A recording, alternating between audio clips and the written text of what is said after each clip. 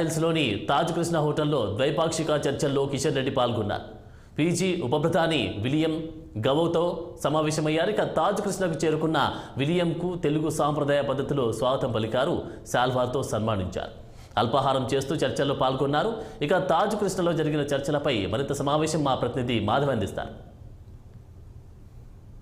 Taj Krishna Banjara Hills road number 1లో ఉన్నాము. Taj hotel తెలియని వాళ్ళు ఎవరు లేరు. సో ఈరోజు ఇక్కడ మనం ఎందుకు వచ్చామంటే అయోధ్య రామ మందిరం ప్రారంభోత్సవం కార్యక్రమంగా ప్రధానమంత్రి నరేంద్ర మోడీ ఆలయాల స్వచ్ఛత అనే కార్యక్రమాన్ని నిర్వహించడం జరిగింది. 11 రోజుల పాటు ఈ ఆలయాల స్వచ్ఛత కార్యక్రమాన్ని ప్రతి ఒక్క బీజేపీ నేత కూడా చేయాలి అని చెప్పేసి చేయడం జరిగింది. ఈ రోజు ఉదయం 9 గంటలకు బషీర్బాగ్ అమ్మవారి ఆలయంలో కేంద్ర మంత్రి కిషన్ రెడ్డి స్వచ్ఛత కార్యక్రమాన్ని ప్రారంభించారు. తదుపరి ఇక్కడికి 11 గంటలకు తాజ్ కృష్ణకి హోటల్కి రావడం జరుగుతుంది. దీనికి గౌరవ పీజీ ఉప ప్రధానమంత్రి పర్యాటక మరియు పౌర విమానయాన శాఖ మంత్రి శ్రీ విలియం గావోక్ గారితో బంజారా హిల్స్లో ఉన్న ఈ తాజ్ కృష్ణ హోటల్లో మరి కాసేపట్లో మీటింగ్ స్టార్టింగ్ ఆయనకి గౌరవంగా ఆహ్వానించి ఇక్కడ ఈ రామ మందిరం గురించి వారికి ఆహ్వాన పత్రికను ఇవ్వడం అయితే ఏంటి, ఇంకా మిగతా విషయాల గురించి కూడా మాట్లాడడానికి సిద్ధంగా ఉన్నారు. మరి కాసేపట్లో వెయిట్ చేద్దాం. మన గెస్ట్లు కూడా రాబోతున్నారు.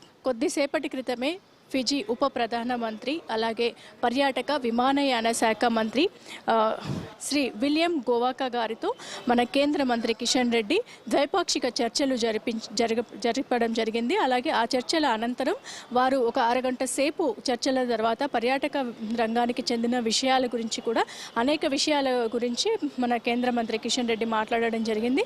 ఆ విషయాల అనంతరం చర్చల అనంతరం విలియం గావోక్ గారు తిరిగి వెళ్ళిపోవడం జరిగింది. ఇక మరి కొద్దిసేపటి క్రితం కూడా కిషన్ రెడ్డి కూడా తిరుగు ప్రయాణం కూడా అవ్వడం జరిగింది. ఇక ఇది ఇక్కడ జరిగిన ఈరోజు విశేషాలు. ములుగు గట్టమ్మ తల్లిని రాష్ట్ర మంత్రులు కొండా సురేఖ